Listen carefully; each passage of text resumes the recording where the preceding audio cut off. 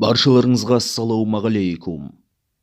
Еліміздің премьер-министрі болып отырған Олжас Бектенов салық заңнамасына өзгерістер енгізуді қолға алған еді. Бұл халық арасында және белгілі кәсіпкерлер арасында үлкен дау туындатқан.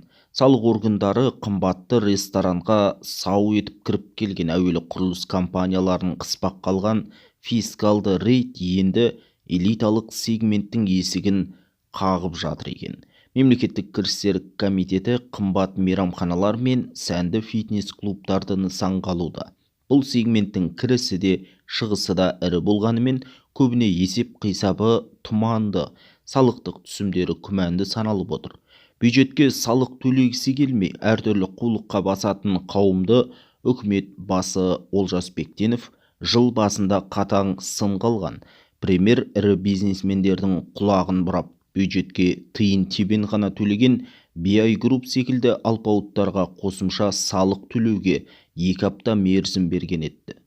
Жарлық қатты, жан тәтті. Осы талаптан кейін-ақ бюджетке 27 миллиард теңгеден астам қосымша қаржы түсіпті. Атап айтқанда құрылыс магнаттары 16,5 миллиард теңге, сауда-саттық 2,8 миллиард, қызмет көрсету секторы 2,1 миллиард теңге, өзге салалар 5,6 миллиард теңге төлеген.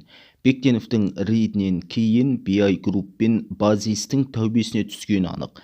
Ендігі кезек ауласында қымбат көліктер самсап тұратын лакшери ресторандар мен фитнес орталықтарына келгендей. Күні кеше ғана салық органдары Алматының қақ ортасындағы қымбат ресторанға сау етіп кіріп келген.